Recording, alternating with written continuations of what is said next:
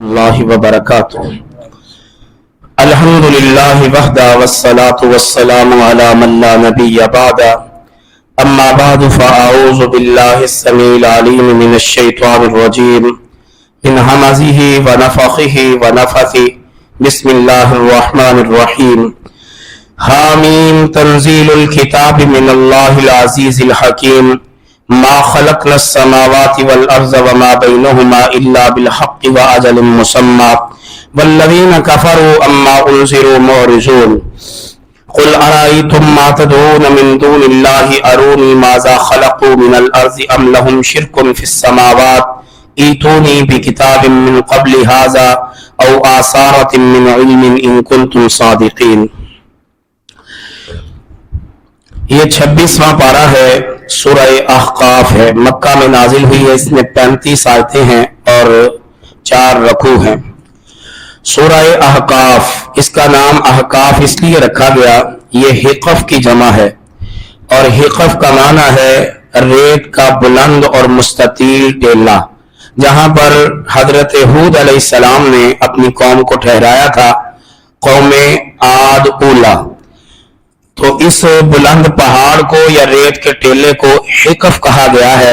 وَاذْكُرْ أَخَا عَادٍ، وہاں پر عاد کے بھائی یعنی ہود علیہ السلام نے اپنی قوم کو ٹھہرایا تھا، اس کا ذکر اس سورت میں ہے، اس لیے اس کا نام یہ اللہ تعالیٰ نے سورہ احقاف رکھا ہے۔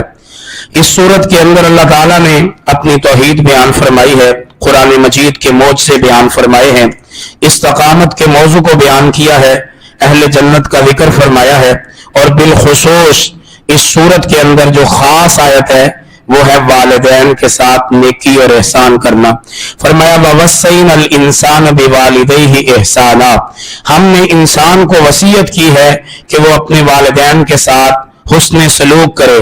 حملتہ امہ، اس کی ماں نے حمل میں اس کو اٹھایا، کرہم ووضعتہ کرہا، تکلیف در تکلیف اٹھا کر، وحملہ وفصالہ ثلاثون شہرا، اور اس کے حمل کی اور دودھ پلانے کی مدت ہے 30 مہینے، ثلاثون شہرا۔ خلفائے راشدین کے دور میں حضرت عمر رضی اللہ تعالیٰ عنہ کا زمانہ تھا، ایک عورت آئی، اس نے 6 مہینے کا بچہ پیدا کیا، 6 مہینے بعد ایک بچے کو جنم دیا، تو اس کے خاوند نے کہا کہ یہ بچہ میرا نہیں ہے، اس نے اپنی بیوی پر الزام لگایا۔ حضرت عمر رضی اللہ تعالیٰ عنہ نے فیصلہ کر دیا کہ اس کو رجم کیا جائے، اس عورت نے 6 مہینے میں جو بچہ پیدا کیا ہے اس کو رجم کیا جائے اس عورت کو۔ تو حضرت علی المرتضیٰ رضی اللہ تعالیٰ عنہ آئے، انہوں نے کہا کہ 30 مہینے، یہی آیت پڑھی کہ 30 مہینے کل مدت ہے حمل کی اور دودھ پلانے کی۔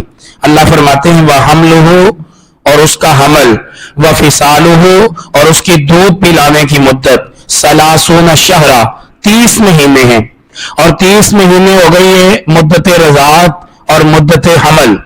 اور قرآن مجید کے دوسرے مقام سورۃ البقرہ میں اللہ فرماتے ہیں کہ وَالْوَالِدَاتُ يُرْضِعْنَ أَوْلَادَهُنَّ حَوْلَيْنِ كَامِلَيْنِ، کہ والدہ یعنی مائیں اپنے بچوں کو کل 2 سال دودھ پلائیں۔ وہاں پر دودھ پلانے کی مدت الگ سے 2 سال ذکر کی گئی، اور یہاں پر حمل اور دودھ پلانے کی مدت ٹوٹل 30 مہینے کی گئی۔ اس میں سے 24 مہینے 2 سال مدت رضاعت نکال دو تو حمل کی باقی مدت 6 ماہ ہی بچتی ہے، تو 6 ماہ کے اندر بھی بچہ پیدا ہو سکتا ہے۔ حضرت عمر کے سامنے جب یہ دونوں آیتیں حضرت علی المرتضیٰ رضی اللہ تعالیٰ عنہ نے پڑھی تو حضرت عمر فرماتے ہیں لولا علی لہلک عمر، اگر آج علی نہ ہوتے تو عمر ہلاک ہو جاتے، یعنی ایک عورت کو ناحق سنسار کر دیا جاتا، یہ حضرت عمر کی ہلاکت کی وجہ بنتی۔ تو ان کا آپس میں محبت اور پیار بھی ہے۔ اور جب قرآن مجید کی آیتیں پڑھی، حضرت عمر نے دوسری بات یہ فرمائی کہ یہ آیتیں جب حضرت علی پڑھ رہے تھے مجھے محسوس ہو رہا تھا یہ ابھی ابھی نازل ہوئی ہیں، یہ خلفائے راشدین کا زمانہ تھا۔ تو اس صورت کے بعد اللہ رب العالمین نے احقاف کا ذکر فرمایا، اور اسی صورت میں ایک خصوصی آیت ہے کہ جو جنات ہیں وہ اللہ کے نبی کا قرآن سننے کے لیے آیا کرتے تھے، اور جنات بھی اللہ کے رسول پر ایمان لایا کرتے تھے۔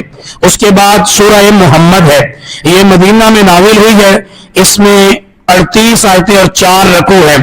اس سورت کے اندر اللہ تعالیٰ نے نیک اعمال کرنے کا حکم دیا ہے۔ اپنے پیارے پیغمبر پر اللہ تعالیٰ نے حق کے ساتھ جو کتابیں نازل فرمائی اور جو احادیث اور سنت اور شریعت نازل فرمائی اس کا ذکر کیا۔ اس سورت کے اندر اللہ تعالیٰ نے سابقہ قوموں اور ان کی تباہی کا ذکر بھی کیا، اور اس سورت کے اندر اللہ تعالیٰ نے جنت کا ذکر بھی بیان فرمایا، گناہوں کی معافی کا ذکر بھی اس سورت کے اندر بیان فرمایا۔ قرآن مجید کے بارے میں تدبر اور غور و فکر کرنے کا حکم اللہ تعالیٰ نے اس سورت کے اندر بیان فرمایا، اور بالخصوص نبی پاک صلی اللہ علیہ وسلم کی اطاعت کا حکم دیا ہے۔ فرمایا یا ایھا الذین آمنوا، اے وہ لوگوں جو ایمان لائے ہو، اطیعوا اللہ و اطیعوا الرسول، اللہ اور اس کے رسول کی اطاعت کرو، ولا تبطلوا اعمالکم، اور اپنے اعمال کو ضائع نہ کرو۔ یعنی اگر اللہ کے رسول کی اطاعت چھوڑ دی جائے تو اعمال جو ہیں وہ ضائع ہو جائیں گے۔ اپنی من مانی کرنے سے اللہ کی نگاہ میں اعمال صالح کی کوئی قدر و قیمت نہیں، اللہ کے رسول کی اطاعت کے اندر ہی قدر و قیمت ہے۔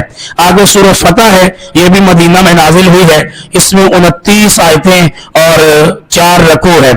29 آیتوں کی یہ چھوٹی سی سورت الفتح 6 ہجری میں نازل ہوئی ہے، جب صلح حدیبیہ ہوئی تھی، اور اس سورت کے اندر اصحاب رسول اللہ کا اللہ تعالیٰ نے تذکرہ فرمایا ہے، اور حدیبیہ کی صلح کا ذکر فرمایا۔ سن 6 ہجری میں جو بیعت رضوان ہوئی، اس سورت کے اندر اللہ تعالیٰ نے اس کا ذکر فرمایا ہے۔ اس سورت کی ایک خصوصی آیت ہے جو کسی پیغمبر کو اللہ نے شان نہیں دیا، وہ نبی پاک کو عطا فرمایا۔ اللہ فرماتے ہیں لیغفر لک اللہ، لیغفر لک اللہ ما تقدم من ذنبک وما تأخر ویتم نعمتہ علیک ویہدیک صراطا مستقیما۔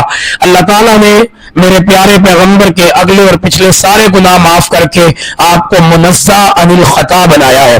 یہ اعزاز اور یہ مقام اللہ تعالیٰ نے کسی اور پیغمبر کو عطا نہیں فرمایا جو محمد رسول اللہ کو عطا فرمایا ہے۔ اس کے بعد اس سورت کے اندر بیعت رضوان کا ذکر آیا ہے، اور درخت کے نیچے بیٹھ کر جو 1400 صحابہ نے نبی پاک کے ہاتھ پر بیعت کی تھی، اللہ تعالیٰ ان 1400 سے راضی ہو گیا۔ ان 1400 میں مہاجرین مکہ بھی تھے اور مدینے کے انصاری بھی تھے، جن پر اللہ نے اپنی رضامندی کا اظہار فرمایا۔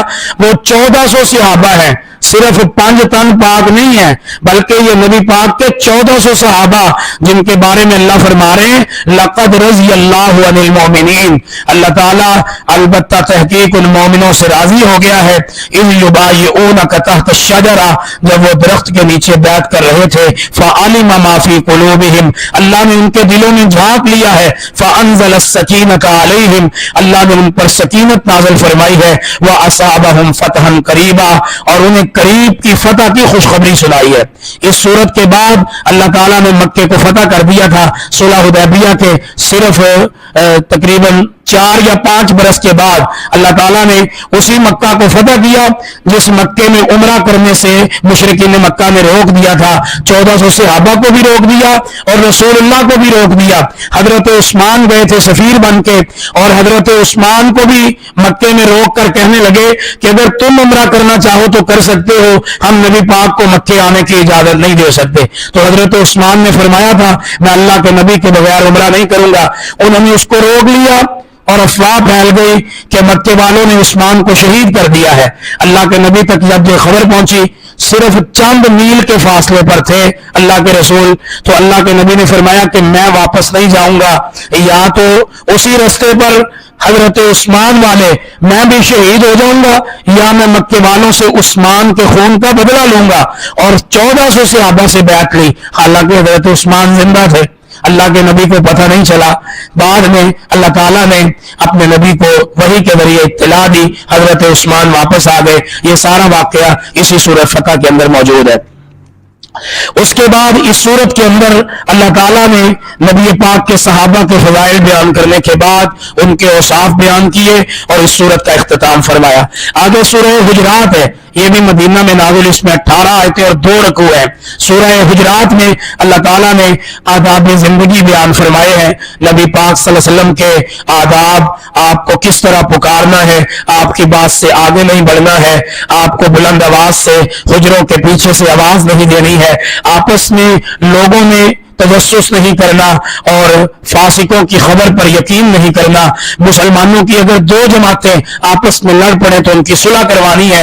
یہ آداب زندگی اللہ تعالیٰ نے اس سورت کے اندر بیان فرمائے ہیں۔ اور غیبت کے بارے میں اس سورت کے اندر اللہ تعالیٰ نے تجسس کے بارے میں ذکر فرمایا ہے۔ اس کے بعد آگے سورہ قاف ہے، یہ بھی مکہ میں نازل، اس میں 45 آیتیں اور 3 رکوع ہیں۔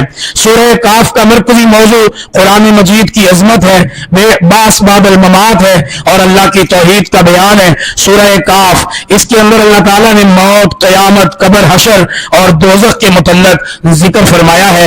حشر والے دن کے اور اللہ تعالیٰ نے سختیوں کے ذکر فرمائے ہیں۔ اور اس کے بعد ہے سورہ زاریات۔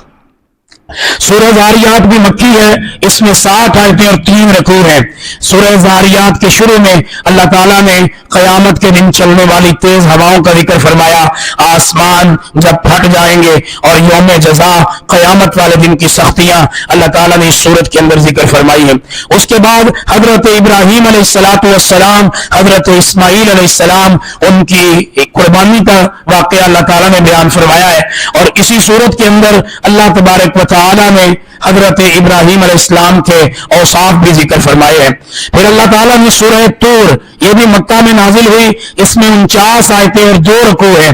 یہ سورہ طور آخرت کی فکر دلاتی ہے اور قیامت کے دن کی سختیوں کا ذکر کرتی ہے، اس لیے نبی پاک نے فرمایا تھا سورہ طور میں مجھ محمد کو بوڑھا کر دیا ہے۔ اس سورت کے اندر اللہ تعالیٰ نے جہنم کی گرم ہوا کا ذکر فرمایا، اللہ تعالیٰ نے اس سورت کے اندر قیامت کی سختیوں کا ذکر فرمایا ہے۔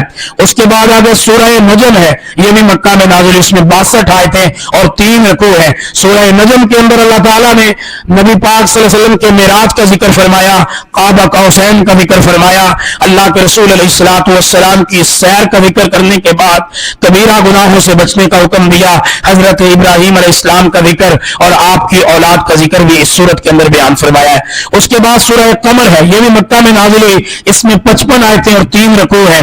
اس سورت کے اندر بھی اللہ تعالیٰ نے قیامت کے احوال بیان فرمائے ہیں۔ اقتربت الساعة وانشق القمر، جب قیامت آئے گی چاند پھٹ جائے گا، چاند بے نور ہو جائے گا۔ قرآن مجید کی عظمت ذکر فرمائی ہے۔